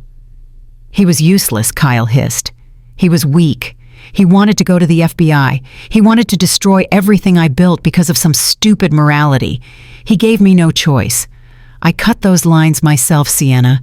I watched him drive away. I watched him die. And I felt nothing. Just like I will feel nothing when you stop breathing. My lungs were burning. My heart was hammering a frantic rhythm against my ribs. This was the end. But in the darkness of my fading consciousness, a spark of clarity remained. I remembered Elijah. I remembered the plan. I remembered that I was not alone. I stopped fighting. I let my arms drop to my sides. I went limp against the wall. Kyle smiled, a sick, twisted smile of victory. He thought I was surrendering. He thought he had broken me just like he broke Jamal. "Give up," he whispered. "Just let go." I didn't let go. Slowly, deliberately, I raised my right hand. I didn't reach for his face. I didn't reach for his hands. I reached up to my own hair. I touched the large pearl hair clip pinned above my right ear. It was a gaudy piece slightly too large for the elegant dress, but I had insisted on wearing it. I tapped it twice. Kyle frowned. He didn't understand. He looked at my hand, then at the clip. "What are you doing?" he snarled. I forced my lips to move. My voice was a broken, raspy croak, but the words were clear. "Smile, Kyle." He froze. "You are live," I whispered. He loosened his grip, just a fraction. Enough for me to suck in a desperate gulp of air. "What did you say?" he asked, his voice wavering. I pointed to the pearl. In the center of the pearl was a tiny black dot, a camera lens. "It is a high-definition streaming device," I rasped, rubbing my bruised throat. "It is connected to a private server, and right now, Elijah is broadcasting this entire meeting to a secure cloud account." Kyle stared at the clip. He looked like he was seeing a ghost. He let go of my throat as if I were made of fire. He stumbled back, tripping over his own feet. He looked from me to the clip to the door. "Did you hear that, Kyle?" I said, my voice gaining strength. Every word. The threat, the assault, and the confession. "You just admitted to murdering Jamal on a live stream. It is recorded. It is saved. And there is nothing you can do to delete it." I stood up straight, adjusting my dress. I wiped the blood from my lip. I watched him crumble. I expected him to run. I expected him to fall to his knees and beg. But Kyle Baxter did not beg. He stood in the center of the room, breathing hard. He smoothed his suit jacket. He ran a hand through his disheveled hair. And then he started to laugh. It started as a low chuckle and grew into a loud, barking laugh that sounded insane in the quiet room. "You think you got me," he said, shaking his head. "You really think you got me?" He looked at me with a look of pure pity. "You stupid girl, you have a video. So what?" I stared at him. He had just confessed to murder. Why wasn't he running? "Do you know who the chief of police is?" Kyle asked, stepping toward me again. His aggression was gone, replaced by a terrifying arrogance. "We play golf every Sunday. Do you know who the district attorney is? His wife is the co-chair of Page's Foundation." He laughed again. "You take that video to the police, and do you know what will happen? It will disappear. It will be lost in the evidence locker. Or better yet, they will say it is a deep fake, AI generated. You are a tech-savvy girl, right? They will say you forged it." He walked over to the table and picked up the confession letter I had typed. He ripped it in half. And then he said, his voice cold and hard, "I will have you arrested." "Me?" I asked. "For what?" "For blackmail," he said.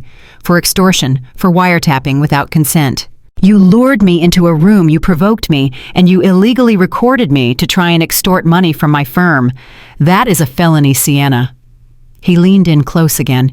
He wasn't touching me, but his presence was suffocating. "I have the money. I have the power. I have the connections. You have a hair clip and a criminal record for breaking out of custody. Who do you think a jury is going to believe? The grieving philanthropist brother or the unstable widow who assaulted a police officer this morning?" He checked his watch. "I am going back out there to finish my speech.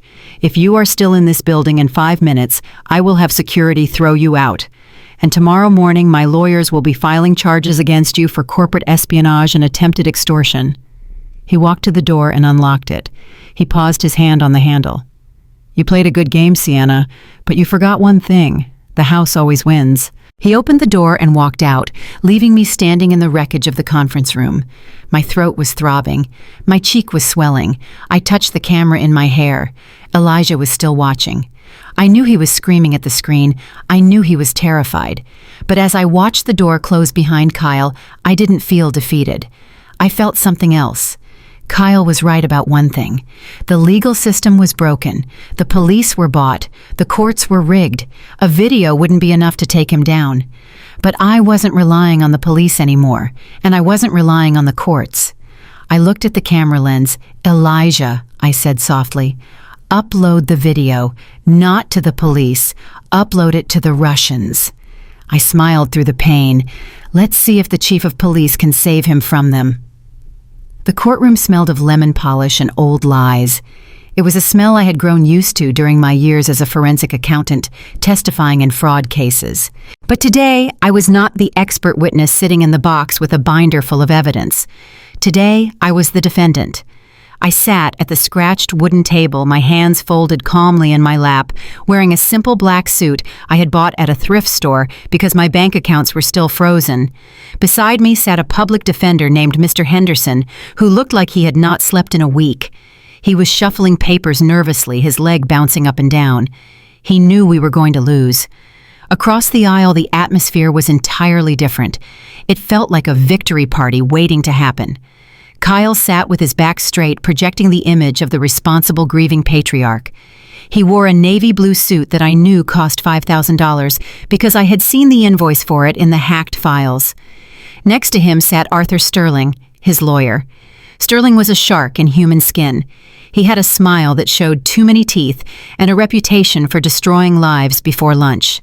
Judge Garrett sat high up on the bench looking down at me over his reading glasses. I knew Judge Garrett. I knew that he played golf with Kyle every Sunday at the country club. I knew that his re-election campaign had received a generous donation from one of Kyle's shell companies. I knew that in this room the gavel was already weighted against me. Mr. Sterling stood up to deliver his closing argument. He buttoned his jacket and walked toward the judge with an easy, confident stride. "Your Honor." Sterling began, his voice smooth and rich. "This is a tragic case. Truly tragic.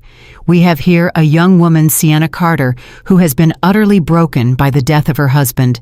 We have shown the court the evidence of her mental decline, the wandering in dangerous neighborhoods at night, the erratic spending, the violent outbursts against police officers, and most recently the delusional claims of conspiracy she has been shouting at anyone who will listen." He turned to look at me. His expression was full of pity, a weaponized pity designed to strip me of my agency. "My client, Mr. Baxter, simply wants to help her." Sterling continued. "He is the executor of his brother's estate.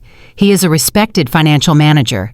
He is willing to take on the burden of managing these assets to ensure that Mrs. Carter is cared for, to ensure she does not squander what little is left in a manic episode. We are asking the court to grant full conservatorship over the person and the estate of Sienna Carter. It is the only humane option." Sterling sat down. Kyle patted him on the back. The judge nodded slowly. Mr. Henderson, my lawyer, stood up. He stammered through a defense about civil liberties and lack of concrete medical evidence, but his voice was weak. He was a good man, but he was outgunned.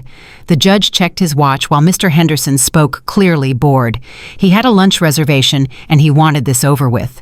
When my lawyer sat down, the judge cleared his throat. He didn't even pretend to review the notes. "I have heard enough," Judge Garrett said. "The evidence presented by Mr. Baxter is compelling.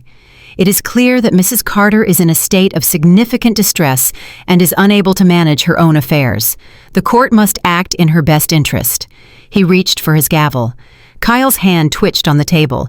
He was trying not to smile. He was seconds away from total control. If the judge signed that order, Kyle would own everything. The house, the accounts, the hidden ledger, me. He would have the legal right to commit me to a facility and keep me drugged until I signed over the encryption keys. "Wait," I said. My voice was not loud, but it cut through the room like a knife. The judge frowned. He paused, his hand hovering over the gavel. "Mrs. Carter, you are represented by counsel. You should speak through him." I stood up. Mr. Henderson tried to grab my sleeve to pull me back down, but I stepped away from him. I walked to the center of the room. I stood directly in front of the bench. I looked at Kyle. I saw the fear flicker in his eyes for a second, but he quickly masked it with arrogance. He thought I was going to scream. He thought I was going to rant about the murder and the Russians and prove his point that I was crazy. I took a deep breath.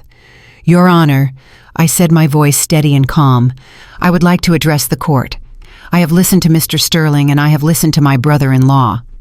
And I have realized something." I paused. The room was silent. Even the court reporter stopped typing. "They are right," I said. A ripple of shock went through the room. Mr. Sterling raised an eyebrow. Kyle leaned forward, his eyes narrowing. "I am tired, Your Honor." I continued, keeping my face open and vulnerable. "I am a widow. I have been trying to manage a complex financial portfolio that I do not understand. I have been fighting with my family when I should have been grieving. I see now that I cannot do this alone." I turned to Kyle. I looked him dead in the eye. "Kyle is a professional. He runs a hedge fund. He knows how to move money. He knows how to handle complex tax structures. He is the best person for this job." I turned back to the judge. "Therefore, Your Honor, I am not going to fight the conservatorship. In fact, I consent to it. I agree to hand over full control of all assets and all liabilities associated with Jamal Carter's estate to Kyle Baxter immediately." The judge looked stunned. He blinked rapidly. This was not the script. I was supposed to be the hysterical woman dragged out by bailiffs. I was not supposed to be the cooperative victim. "Well," he stammered, "that is very mature of you, Mrs. Carter. It saves the court a great deal of time." Kyle was smiling now, a wide, genuine smile of triumph. He stood up and buttoned his jacket. He looked like a man who had just won the lottery. He thought I had broken. He thought the pressure had finally crushed me. "Mr. Sterling stood up quickly. "Excellent, Your Honor. We have prepared the final order. If Mrs. Carter consents, we can have this signed and filed before noon." He handed a thick stack of papers to the bailiff, who passed them to the judge. The judge clicked his pen. "Very well," Judge Garrett said. "Since there is no objection, the court grants the petition for conservatorship. Mr. Kyle Baxter is hereby appointed as the legal guardian of the estate with full power of attorney." Kyle looked at me. His eyes said I won. His eyes said, "You are dead." But I wasn't done. "Just one moment, Your Honor," I said. The judge looked up annoyed. "What is it now, Mrs. Carter? The order is practically signed."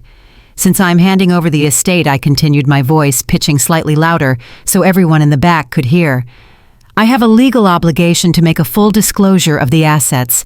I would not want Kyle to be blindsided by anything I might have forgotten to mention in the previous filings." Kyle waved his hand dismissively. "We have done a full audit, Sienna. We know about the house and the bank accounts. We know about the crypto wallets. You don't have to worry your pretty little head about it." I smiled. It was the smile of a wolf who hears the trap snap shut. "I wasn't talking about the bank accounts, Kyle," I said. "I was talking about the holding company." I reached into my jacket pocket and pulled out a single piece of paper. It was not a ranting manifesto. It was a tax document. Form 8832, Entity Classification Election. Jamal didn't just own Bitcoin, I explained, turning to the judge. He owned a parent company called Carter Holdings. And because of the way he structured the trust, Carter Holdings is the guarantor for all subsidiary activities. I walked over to the defense table and picked up a thick binder I had brought with me. I slammed it down on the table. The sound echoed like a gunshot. "This morning I filed an amended tax return for Carter Holdings," I said. "You see, when I was reviewing the files as the previous trustee, I noticed that a certain vendor had been paid $12 million without a valid tax ID. I looked at Kyle. His smile was faltering. He knew that number. 12 million. That was the Russian debt. That vendor, I continued, is Vostok Import-Export. Since they are a foreign entity and the payments were not declared properly, the IRS classifies those payments not as expenses, but as laundering events. And under federal law, that triggers an immediate penalty tax." I opened the binder. I pointed to the bottom line. Kyle stood up. His face was gray. "What are you talking about?" "I am talking about the Consolidated Tax Group, Kyle," I said. "By taking control of the estate, you are not just taking the cash. You are taking the tax burden. You just successfully argued that you are the only one competent to manage these funds. The judge agreed with you. You are now the legal owner of Carter Holdings. I turned to the judge. Your Honor, I just wanted to make sure the court record reflects that Mr. Baxter is aware he is assuming a tax liability of $45 million payable to the IRS immediately. The room went dead silent.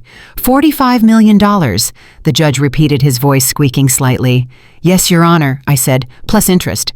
You see, because the funds were moved through shell companies, the IRS invoked the heavy penalty clause.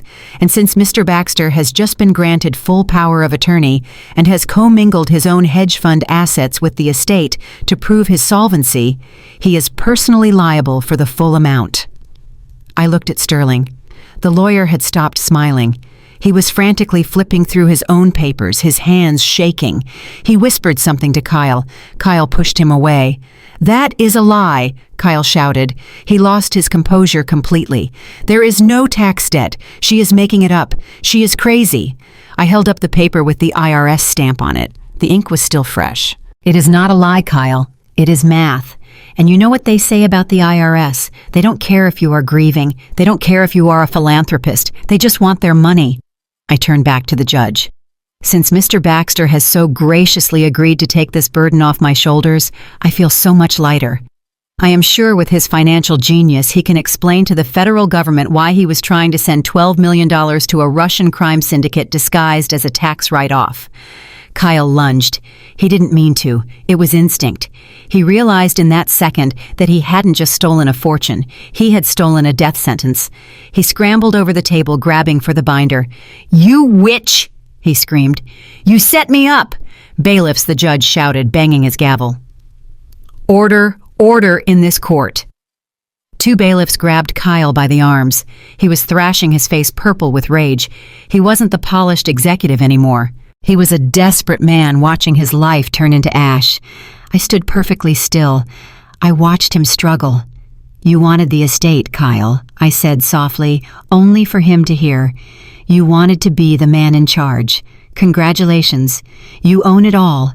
You own the debt, you own the audit, and you own the consequences." Sterling stood up, knocking his chair over.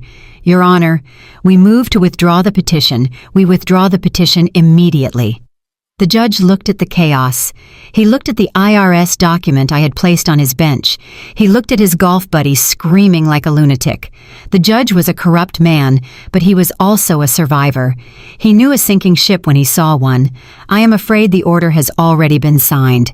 "Mr. Sterling," the judge said coldly, "the court accepted your argument that Mr. Baxter is the only capable guardian. The transfer is complete." "No," Kyle screamed as the bailiffs dragged him back to his seat. "No." I looked at Mr. Henderson, my public defender. He was staring at me with his mouth open. "Did you know about this?" he whispered. I picked up my purse. I smoothed my skirt. "Mr. Henderson," I said, "I was a forensic accountant for 5 years. I never enter a room without knowing exactly what the numbers are." I turned to walk out of the courtroom. The air didn't smell like lemon polish and lies anymore. It smelled like smoke. The bridge was burning, and Kyle was standing right in the middle of it. I walked down the center aisle. I could hear Sterling frantically on the phone behind me trying to liquidate assets that were already frozen. I could hear Kyle shouting threats that sounded more like pleas. I pushed open the heavy wooden doors and stepped out into the hallway. The media was waiting. They had been tipped off about the high-profile conservatorship case. Cameras flashed. Microphones were shoved in my face. "Mrs. Carter, Mrs. Carter, is it true you lost control of your husband's fortune?" I stopped. I looked directly into the camera lens. I channeled every ounce of the quiet power I had built up over 3 months of hell. "No," I said. "I didn't lose control. I just handed my brother-in-law a bill that is going to bankrupt him." I walked past them toward the exit. I wasn't going to a mental facility. I was going to a steakhouse. I was starving. And for the first time in a long time, I could afford to buy lunch. But the game wasn't over yet. The money was gone, but Kyle was still free. And I had one more stop to make. The FBI office was 3 blocks away, and I had a meeting with a special agent regarding a severed brake line. Here is the detailed script for Section 4.2. The payoff written in English, optimized for AI voiceover, and adhering to your specific plot requirements. The courtroom was a chaotic sea of noise, but inside my head, everything was perfectly silent. I watched Kyle struggling in the grip of the bailiffs, his face a mask of purple rage and disbelief. He was screaming about his lawyers and his rights, but nobody was listening to him anymore. The judge was frantically banging his gavel, trying to restore order, but the damage was already done. The truth hung in the air like smoke. I walked over to the audio-visual station near the jury box. I did not ask for permission. I did not look at my lawyer. I simply plugged my laptop into the court's presentation system. A large projection screen descended slowly from the ceiling behind the judge's bench.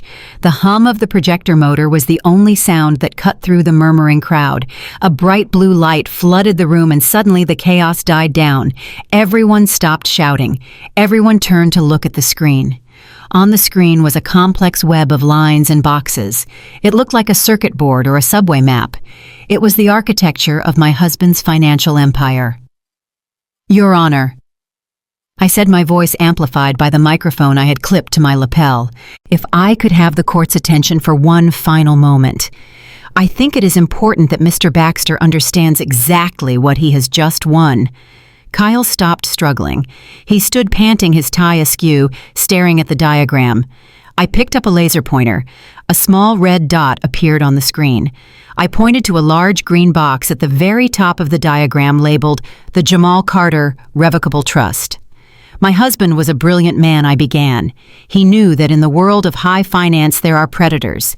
He knew that people would come for his money. So 3 years ago, long before his accident, he created this trust. I circled the green box with the red light. This trust is irrevocable, I explained. That means once assets are placed inside it, they cannot be removed by anyone. Not by me, not by a court, and certainly not by an executor.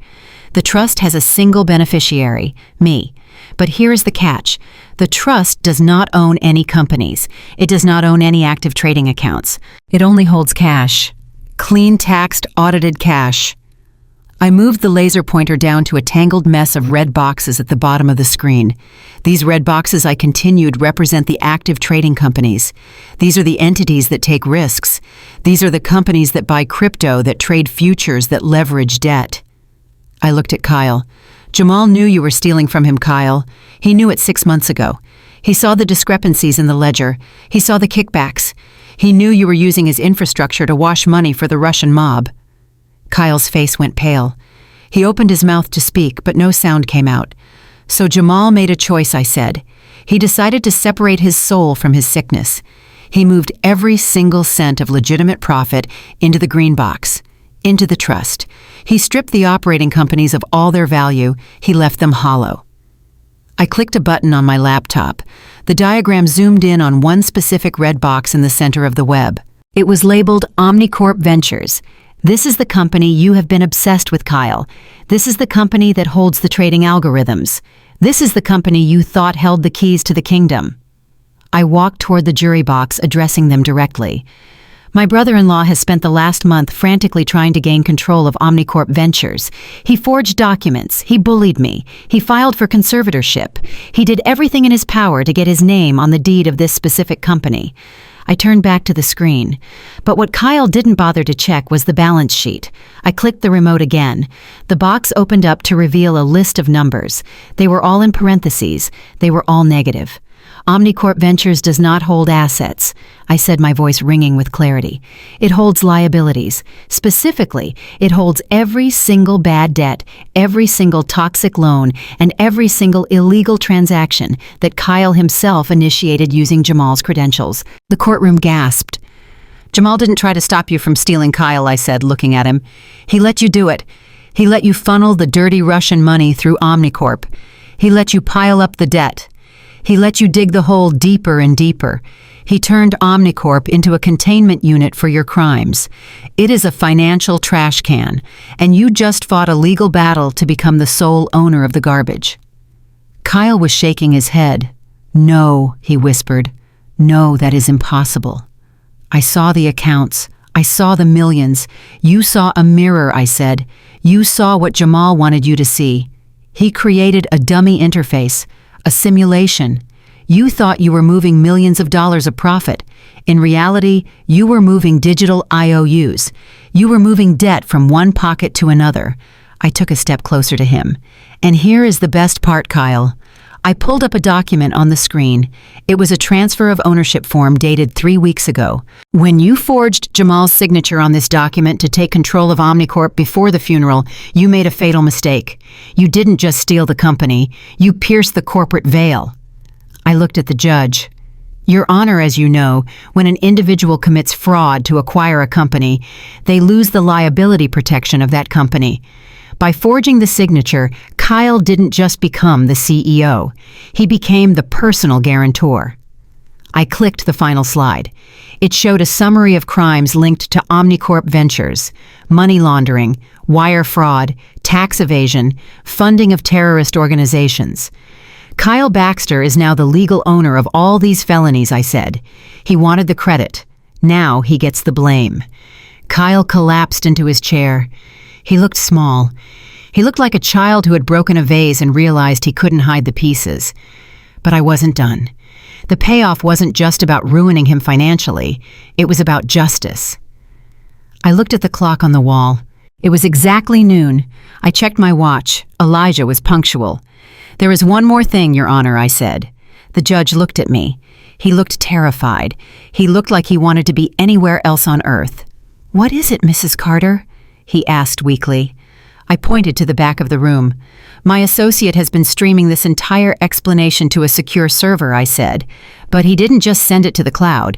He sent it to the Chicago field office of the Federal Bureau of Investigation, along with the full unredacted ledger of Omnicorp Ventures. Kyle's head snapped up. You didn't, he whispered. I smiled. It was a cold, hard smile. I did. And I believe they are here. Boom. The heavy double doors at the back of the courtroom flew open with a sound like a thunderclap. It wasn't a bailiff. It wasn't a clerk. It was a wall of blue windbreakers. Federal agents, a voice boomed. Nobody move. 6 agents swarmed into the room. They moved with a precision that made the local police look like amateurs. They didn't look at the judge. They didn't look at me. They had eyes on only one target. Kyle Baxter, the lead agent shouted, "Put your hands in the air!" Kyle scrambled up. He tried to run. It was a pathetic attempt. He made it 2 steps before he tripped over his own lawyer's briefcase. He scrambled on the floor, trying to crawl under the table. "Get him!" the agent yelled. 2 agents were on him in a second. They hauled him up by his expensive suit jacket. They slammed him against the defense table. The sound of his face hitting the wood was sickening and satisfying. Kyle Baxter, you are under arrest for money laundering, securities fraud, and conspiracy to commit murder, the agent recited. Murder, Kyle screamed, spitting blood. I didn't kill anyone. She is lying. The agent twisted Kyle's arm behind his back. We have the video. Mr. Baxter, we received a live stream recording from a device located on Mrs. Carter's person about 30 minutes ago. You confessed. It is over. The metallic click of handcuffs echoed through the silent courtroom. It was the sweetest sound I had ever heard. Paige stood up in the audience screaming, "No, you can't take him. He is a good man." Another agent stepped toward her. "Mrs. Baxter?" he asked. "Yes," she shrieked. "You are under arrest as well," the agent said, pulling out another pair of cuffs, "for aiding and abetting and for operating a fraudulent charity organization." Paige's scream was cut short as she was spun around and cuffed. I stood by the projector screen watching them fall. The judge was hiding behind his bench. The court reporter had stopped typing and was filming with her phone. I watched as they dragged Kyle toward the exit. He looked back at me. His eyes were wild. He looked at me with pure hatred. "I will kill you," he screamed. "I will kill you, Sienna." I didn't flinch. I just raised my hand and gave a small wave. "Goodbye, Kyle," I said softly. "Enjoy the federal prison system. I hear the library is terrible." The doors slammed shut behind them. The room was silent again. I unplugged my laptop. I wound up the cord. I picked up my purse. I looked at Mr. Henderson, my lawyer. He was staring at me with awe. "I think we are done here, Mr. Henderson," I said. I walked down the center aisle of the courtroom. My heels clicked on the floor with a steady rhythm. I walked past the stunned spectators. I walked past the corrupt judge. I walked out into the hallway where the air felt lighter. I pushed open the doors to the outside. The sun was shining. The snow was melting. Elijah was waiting for me at the bottom of the steps. He was leaning against a new black sedan. He wasn't wearing his driver's cap. He was wearing a suit. He looked at me and smiled. "Did it work?" he asked. I took a deep breath of the cold, fresh air. I looked back at the courthouse. I thought about Jamal. I thought about the late nights he spent coding the trust. I thought about the way he tried to protect me, even from beyond the grave. "It worked, Elijah," I said. "They are gone." Elijah opened the car door for me. "Where to now, Mrs. Carter?" he asked. I got in the car. I looked at the city skyline. I was a widow. I was alone. But I was free. And I was worth $45 million. "Take me to the office, Elijah," I said. "I have a company to run, and I think it is time we renamed it." The car pulled away from the curb, merging into the traffic. I didn't look back. The rearview mirror was for the past. I was looking forward. The game was over, and I had won. It took 6 months for the final gavel to fall. The federal trial of Kyle Baxter was not the media circus he had hoped for. It was a sterile, brutal dissection of a man who thought he was a god. I sat in the front row every single day.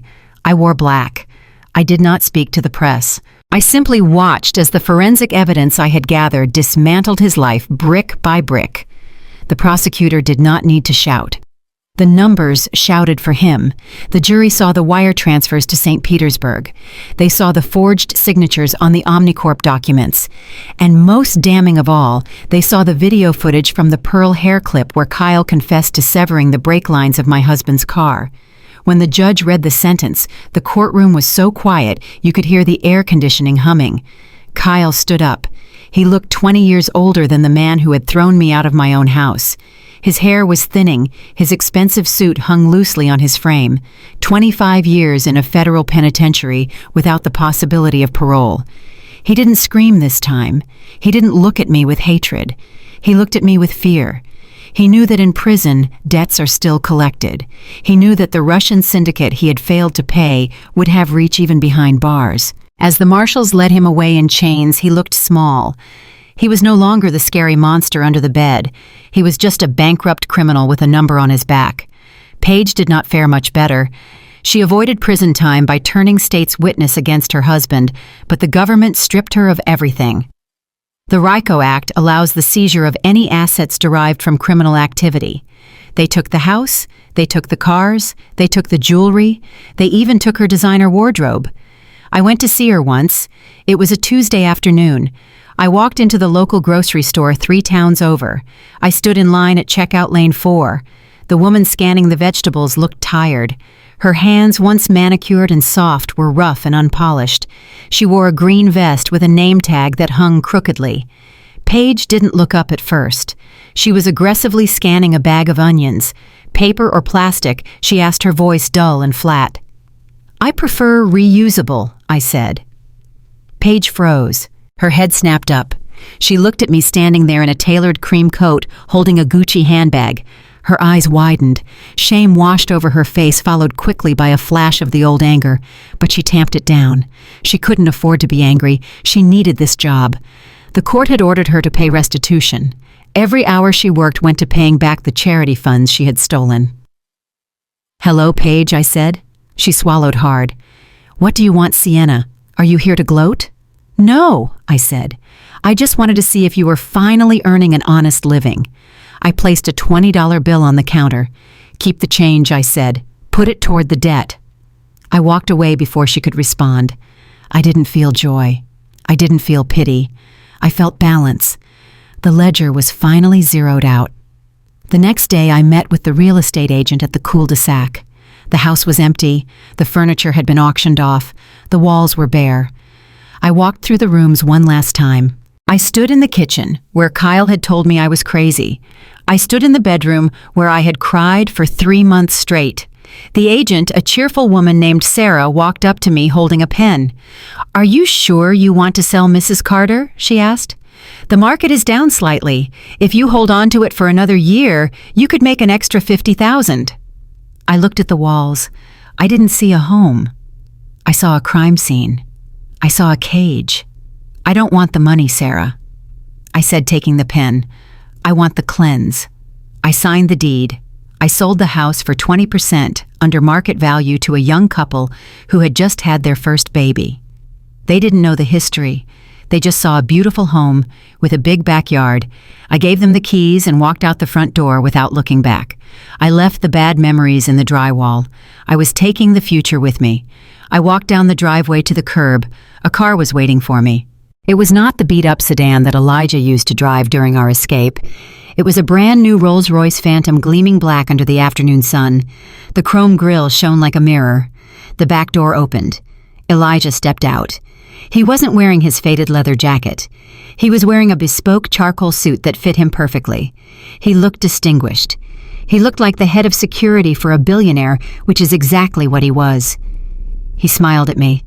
The warmth in his eyes was the only thing that hadn't changed. "All done?" he asked. "All done," I replied. I slid into the back seat. The leather was soft as butter. The interior smelled of new money and silence. Elijah closed the door, shutting out the noise of the suburbs. He got into the driver's seat and started the engine. It purred with a deep, powerful rumble. We pulled away from the curb, leaving the cul-de-sac behind forever. We drove toward the city, the skyline rising in the distance like a promise. I looked out the window, watching the world blur by. I wasn't the same woman who had sat in the back of a rideshare crying over a $5 tip. I was forged in fire. I had lost my husband, but I had found myself. I touched the small compass charm I had recovered from the snowbank. It was hanging around my neck now. Jamal would have been proud, I thought. He didn't just leave me wealth. He left me agency. We entered the financial district. The glass towers reflected the setting sun, turning the city into gold. Elijah didn't drive toward my temporary hotel. He turned onto Wall Street. He maneuvered the massive car through the traffic with the ease of a man who owns the road. He pulled up in front of a massive steel and glass skyscraper. It was the building where Kyle used to have his offices. The building where I had been humiliated. I frowned. "Where are we going, Elijah?" I asked, leaning forward. "Why are we here?" Elijah put the car in park. He turned around and grinned. "We are going to your new headquarters, Mrs. Carter," he said. I looked at the building. The sign that used to say Baxter Capital was gone. The workers were just finishing installing a new sign. The letters were silver and sharp. Carter Ventures. Elijah pointed at the building. "The bank liquidated Kyle's assets this morning," he explained. "The foreclosure was brutal. They sold off the office space, the servers, the client list, everything for pennies on the dollar." He paused, his eyes twinkling. "I put in a bid on your behalf, using the funds from the trust. We bought the debt Sienna. We bought the building. We bought the infrastructure." I stared at the tower. It was poetic. The very machinery Kyle had used to try and crush me now belonged to me. Elijah continued. "The board voted an hour ago. They ousted the remaining Baxter loyalists. They are waiting for you in the penthouse conference room. You are the new majority shareholder. You are the boss." I opened the car door and stepped out onto the pavement. I looked up at the skyscraper. It was terrifying. It was magnificent. I wasn't a forensic accountant anymore. I wasn't a widow. I was a shark. But I was a shark with a conscience. I was going to run this firm the way Jamal would have wanted. No laundering, no fraud, just brilliance. I smoothed my skirt. I adjusted my jacket. I looked at Elijah. "Are you coming?" I asked. He nodded, stepping out of the car. "I wouldn't miss it for the world," he said. We walked toward the revolving doors together. The security guards saw us coming. They didn't ask for ID. They didn't look at my shoes. They scrambled to open the doors wide. "Good evening, Mrs. Carter," one of them stammered. "Welcome home." I didn't smile. I didn't say thank you. I just walked through the doors and into the lobby, my heels clicking a rhythm of absolute power on the marble floor. I was ready to work. The audit was over. The takeover had begun. Sienna's journey from a freezing rideshare to the boardroom of a skyscraper reveals a profound truth about power. It teaches us that the most dangerous thing a person can do is underestimate a quiet woman. Kyle and Paige made the fatal mistake of confusing silence with stupidity and grief with weakness. They believed that because Sienna walked in the shadows, she did not know how to bring the light. But true power does not need to shout. It does not need to posture or bully. True power is preparation. It is the ability to read the fine print when everyone else is looking at the headlines. This story also dismantles the myth of biological loyalty. We are often told that family is everything, that blood is thicker than water. But as Sienna discovered, blood can be toxic. Real family is not defined by DNA, but by integrity. Elijah, a stranger driving a car, showed more honor than the brother who stood at the altar. It forces us to ask ourselves, who is actually in our corner? Are the people around us feeding our flames? Or are they waiting to inherit the ashes? Finally, this is a lesson in financial self-defense. In a world designed to keep you dependent, financial literacy is the ultimate shield. Sienna didn't win because she was lucky. She won because she did the math.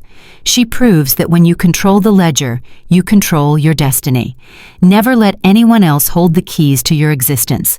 If you have ever felt underestimated by the people who should have supported you, or if you are currently building your own empire in silence, hit that like button and subscribe to the channel.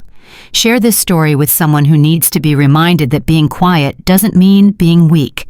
And let me know in the comments, have you ever had to audit your own circle of friends or family? I want to hear your story.